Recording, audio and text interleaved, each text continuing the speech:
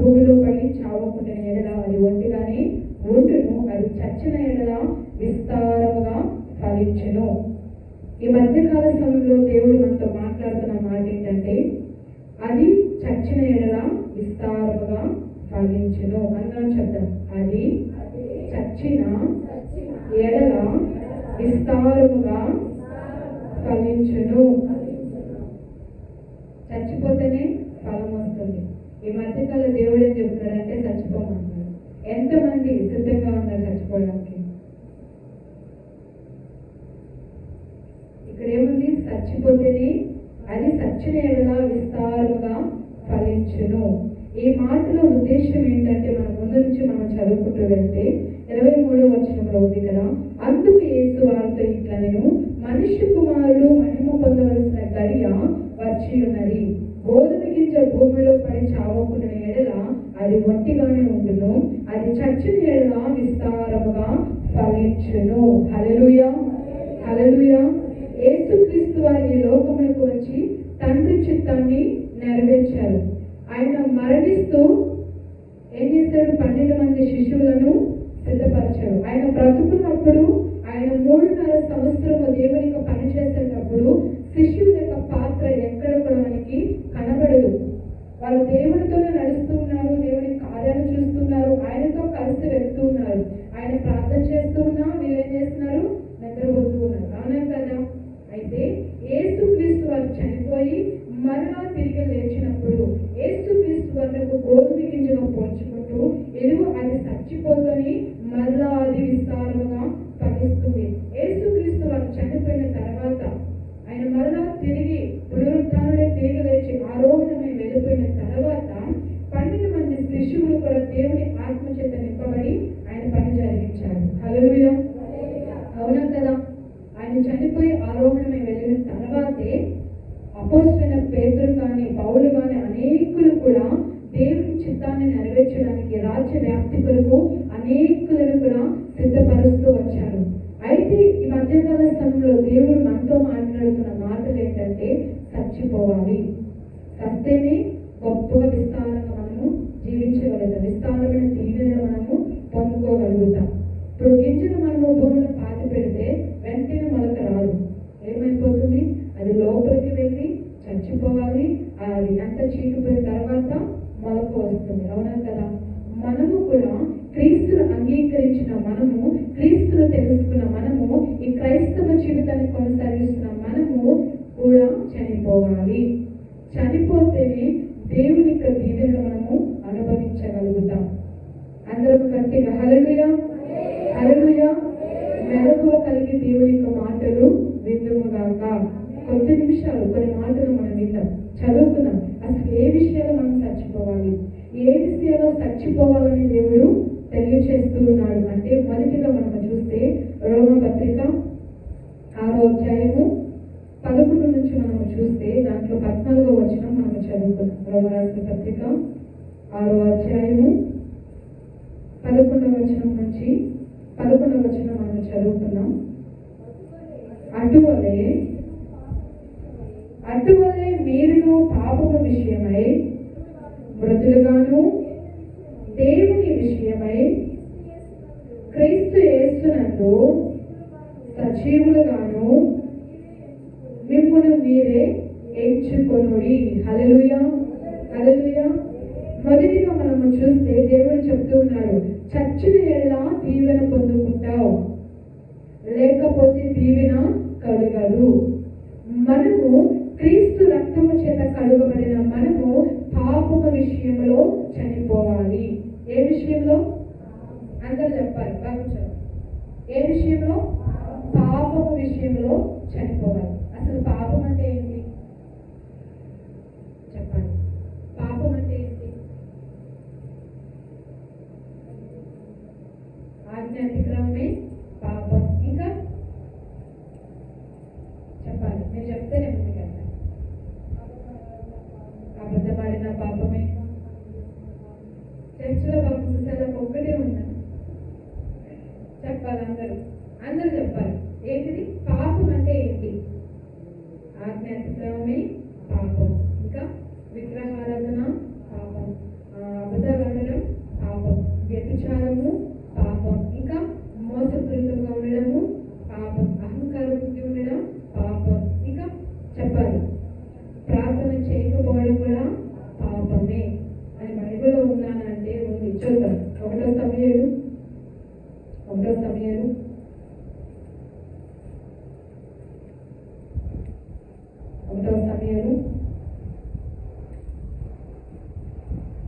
12వ అధ్యాయము 23వ వచనంలో ఉంది. 12వ అధ్యాయము 23వ వచనం చదువుతున్నాను. నా మట్టుకు నేను మీ నిమిత్తము ప్రార్థన చేయుట మానుట వలన యెహోవాకు విరోధముగా పాపము చేసిన వాడనగుదును. ప్రార్థన చేయకపోవడం కూడా పాపమే, ఆజ్ఞ అతిక్రమమే పాపమే. సౌలును దేవుడు ఏం చేశాడు? శపితమైన వాటన్నిటిని కూడా నాశనం చేసి రమ్మంటే సౌలు ఏం చేస్తాడు? ప్రజల మాట విని కొంత దాచుకుంటాడు, బలమైన వాటిని దాచుకుంటాడు. తద్వారా రాజరికాన్ని, దేవుని కృపను కూడా కోల్పోతాడు. కాబట్టి పాపం అంటే ఏంటంటే, పాపము విషయమై మనము చచ్చిపోయి నీతి విషయమై బ్రతుకుతాం. మనము పాపం విషయమే ఎలా చచ్చిపోతామంటే, యేసుక్రీస్తు వారు నా కొరకు మరణించాడు అని మనము నోటితో ఒప్పుకొని బాప్తిసం పొందినప్పుడు మనము పాపము విషయమై చచ్చిపోయి మనము క్రీస్తుతో కూడా లేపబడిన వారిగా మార్చబడతాం. అపోస్తలుడైన పౌలు అంటాడు, నేను క్రీస్తుతో కూడా నా మట్టుకు నేను బ్రతకడం లేదు, నా యందు ఎవరు బ్రతుకుతున్నారు? క్రీస్తే నా యందు బ్రతుకుతూ ఉన్నాడు. కాబట్టి మనం ఏం చేయాలి? పాపము విషయమై చనిపోవుదుము గాక.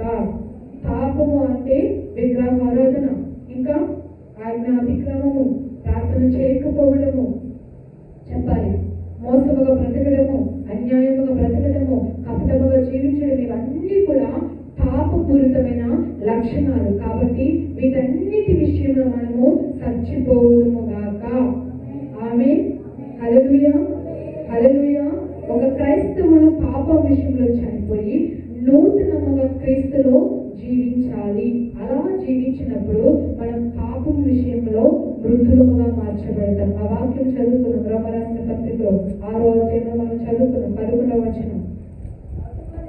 అటువలే మీరును పాపము విషయమై మృతులుగాను, దేవుని విషయమై క్రీస్తు యేసునందు సజీవులుగాను మిమ్మును మీరే ఎంచుకొనుడి.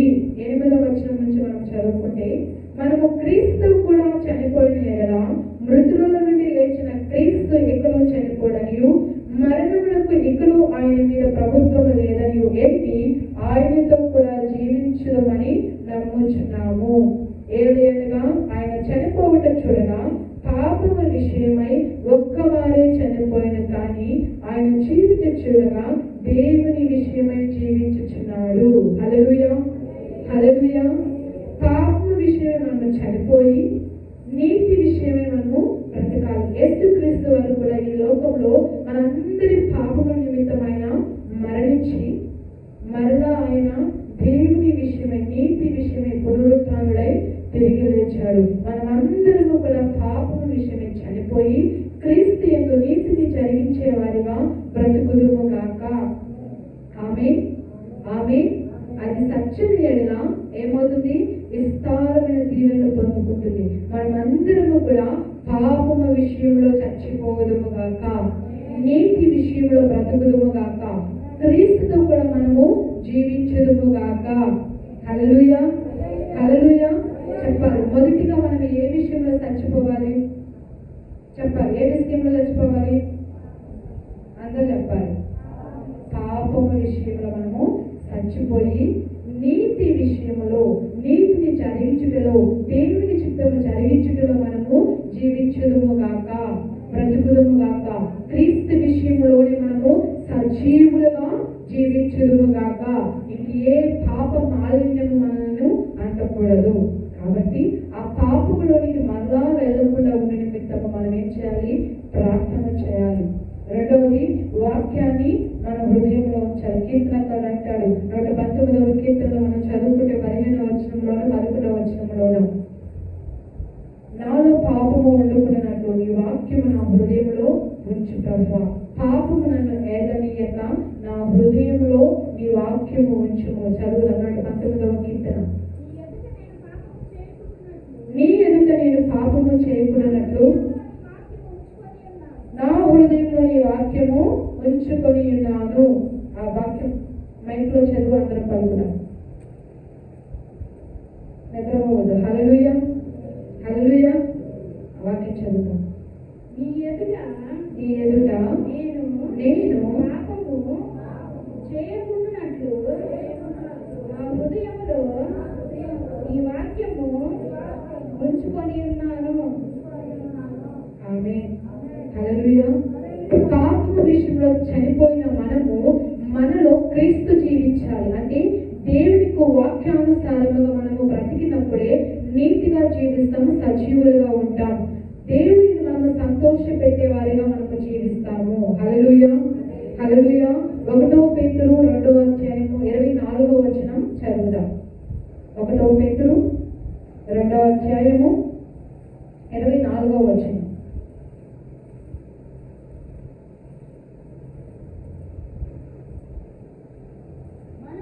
మనము పాపముల విషయమై చనిపోయి నీతి విషయమై జీవించినట్లు ఆయన తానే తన శరీరమందు మన పాపములను రాళ్ళు మీద మోసుకొనెను. ఆయన పొందిన గాయముల చేత మీరు స్వస్థత నొందిరి. అందరం పలుకుదాం.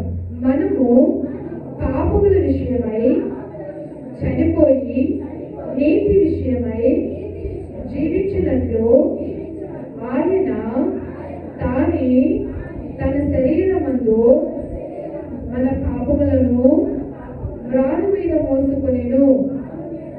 ఆయన పొందిన గాయముల చేత మీరు స్వస్థత నొందితిరి. మొదటిగా ఆయన చెప్తూ ఉన్నాడు, నీవు చస్తేనే దీవెన కలుగుతుంది, మరణిస్తేనే దీవెన కలుగుతుంది. కనుక మనము పాపముల విషయమై చనిపోయి క్రీస్తు విషయమై సజీవులుగా బ్రతుకుదుము గాక. ఆమె అప్పుడే మనకి దీవెన కలుగుతుంది, అప్పుడే మనకి ఆశీర్వాదము కలుగుతుంది. అప్పుడే నీవు ప్రభు సన్నిధిలోకి వచ్చి ఏది అడిగినా కూడా అది నీకు సహాయము చేస్తాడు, తండ్రి చేస్తాడు. కాబట్టి మన పాపముల విషయమై మనము చచ్చిపోవదుము గాక. హల్లెలూయా, హల్లెలూయా. రెండవది మనము చూస్తే కొలస్సీ రాసిన పత్రిక 183వ పేజీ, 183వ పేజీ, 2వ అధ్యాయము 22 వచనాల వరకు చదువుతున్నాం. అందరం పలుకుదాం. మీరు క్రీస్తుతో కూడా లోకము యొక్క మూల పాఠముల విషయమై మృతి పొందిన వారైతే లోకములో బ్రతుకుచున్నట్టుగా మనుషుల ఆజ్ఞలను పద్ధతులను అనుసరించి చేత పట్టుకొనవద్దు, రుచి చూడవద్దు, ముట్టవద్దు అనే విధులను మీరు లోపడనేలా అవన్నీ వాడుకొనుట చేత నశించిపోవను. ఒకటి పాపం విషయంలో మనం చచ్చిపోవాలి, రెండవదిగా లోకము విషయంలో చచ్చిపోవాలి. అందరం చెప్తాం, లోకము విషయంలో చచ్చిపోదును గాక. లోకం అంటే ఏంటి? లోకంలో ఏముంది? లోకంలో పాపం. మనం పాపం విషయంలో చచ్చిపోవాలని కొన్ని కార్యాలను నేర్చుకున్నాం. అసలు లోకం ఏంటి చెప్పాలి. రెండవదిగా దేవుడు చెప్తున్నాడు, లోకం విషయంలో చచ్చిపోవాలి. అంటే ఈ లోకంలో ఉన్న సొలొమోను భక్తుడు అంటాడు, ఈ లోకంలో ఉన్నంత భూమికి సూర్యునికి ఉన్నదంతా కూడా వ్యర్థమే. కాబట్టి మనుషులు కల్పించిన ఆచారములను, మనుషులు కల్పించిన వ్యర్థమైన కార్యాలను వాటి జోలికి మనము పోకూడదు. ఒక్కసారి మరణించిన వ్యక్తి మరలా లేస్తారా? లేదు కదా. ఇప్పుడు పెన్ను ఉంది, బ్రతుకున్నాను అనుకుందాం. బ్రతుకున్నప్పుడు ఏం చేస్తుంది? దీంట్లో ఇంకుతుంది కదా, బాగా రాస్తుంది, మంచిగా బొమ్మలు వేస్తుంది, మంచిగా రాయగలుగుతాం, ఉపయోగపడుతుంది. దీంట్లో ఇంకంతా అయిపోయింది, ఇప్పుడు ఇది రాయగలుగుతాం, మంచిగా అందముగా బొమ్మలు వేయడానికి కుదురుతుందా? కుదరదు. ఇప్పుడు నేను చనిపోయాను, బ్రతుకున్నప్పుడు మంచిగా ఉన్నాను, ఇప్పుడు చనిపోయాను, నా శవ పెట్టాడు ఉంది, ఇప్పుడు మీరు మంచిగా దమ్ బిర్యానీ తింటున్నారు. ఇప్పుడు నేను లేచి తినగలుగుతానా? తింటానా? మీరు మంచిగా రెడీ ఎక్కడెక్కడ వెళ్తున్నారు, నేను లేచి మళ్ళీ రాగలనా? ఇప్పుడు పూడ్చిపెట్టబడిన పాతి పెట్టబడిన తర్వాత మీతో పాటు నేను తిరగగలుగుతానా? తినగలుగుతానా? సంతోషించగలుగుతానా? చెప్పాలి. మీతో పాటు పనులకు రాగలనా? లేదు కదా. నా బిడ్డతో కలిసి సంతోషంగా బ్రతకగలనా? లేదు. లోకము విషయంలో చనిపోయిన మనము, అంటే లోక ఆచారాలకు, లోక పద్ధతులకు, లోక తినుబండరాలకు, లోక సహవాసములకు మనము వేరుగా క్రీస్తు కూడా మనము చనిపోయి మనము మరలా జీవిస్తున్నామంటే నీతి విషయమై జీవిస్తున్నాం, దేవుని బిడ్డలుగా బ్రతుకుతున్నాం. ఒకప్పుడు పాపముతో, మలినముతో, శాపముతో, కీడులో బ్రతుకుతున్నాం. అపవాది కింద చెరగా మనం బ్రతుకుతున్నాం. మనలకు యేసుక్రీస్తు వారు తన రక్తము చేత మనకు విడుదలనిచ్చి సజీవులుగా లేపినప్పుడు మనం లోక విషయంలో చనిపోయాం. ఆ పద్ధతులు మనకి రావు, ఆ నోటి మాటలు మనకి రావు, ఆ యొక్క శరీర కార్యాలు మనకుండవు, ఆ నేత్రాశ మనకుండదు, ఆ జీవపటము మనకుండదు, అవి ఏది మనకుండవు. మనం మరలా నూతనముగా బ్రతుకున్నాం. అప్పుడు వాటి విషయాలు మనకు ఆశ కదా. చెప్పాలి. హల్లెలూయా, హల్లెలూయా చెప్పాలి. లోకము విషయంలో చచ్చిపోమంటున్నాడు. మీరందరూ లోక విషయంలో చచ్చిపోయారా? మరి క్రీస్తు దేవుని బిడ్డలుగా ఉన్నాం, ఆయన భక్తి చేస్తున్నాం, ఆయన పనులను స్వీకరిస్తున్నాం, ఆయన పేరు పెట్టుకుని బ్రతుకుతూ ఉన్నాం. మనము లోకము విషయంలో చచ్చిపోవడము గాక అనగా అక్కడే ఉంది. మనుషులు కల్పించు పద్ధతులను మనము అనుసరించకూడదు. అలానే వారు చేస్తున్న వాటిని మనము పట్టుకోకూడదు. వారు వండుతున్న రుచికరమైన పదార్థాలను మనము ముట్టుకోకూడదు. వాళ్ళు బలి అర్పించి అన్ని చేస్తూ ఉంటారు, వాటి జోలికి మనము వెళ్ళకూడదు. విగ్రహముల జోలికి మనము వెళ్ళకూడదు. ఒక వ్యక్తి బానిసత్వం నుంచి విడుదల పొందుకోవాలంటే ఎలా వస్తాడు? ఇప్పుడు ఇశ్రాయేలు ప్రజలందరూ కూడా ఐగుప్తు దేశంలో చెరను అనుభవిస్తూ ఉన్నారు, బానిసత్వం అనుభవిస్తూ ఉన్నారు. ఆ దాని నుంచి విడుదల కలగాలి అంటే అక్కడ నుంచి బయటకు రావాలి, లేదా చచ్చిపోవాలి. చచ్చిపోతేనే విడుదల కలుగుతుంది కదా. మరలా బానిసత్వంలోకి వెళ్ళగలుగుతామా? వెళ్ళం. మనము కూడా లోకము విషయంలో చచ్చిపోతేనే ఆ చెర నుంచి, ఆ బానిసత్వం నుంచి మనము విడుదల పొందుకుంటాం. లేకపోతే మనం ఇంకా ఆచారాల్లోనే, ఆ కులకట్టుల్లోనే, ఇంకా ఆ మతపరమైన వాటి విషయాల్లో, లోక పద్ధతుల్లోనే మనం ఇంకా జీవిస్తూ ఉంటే దేవుని దీవెన మనము పొందుకోలేము. హల్లెలూయా, హల్లెలూయా, హల్లెలూయా. 1 యోహాను రాసిన పత్రిక చదువుకుందాం. 2వ అధ్యాయం 17వ వచనం. 2వ అధ్యాయము 17వ వచనం.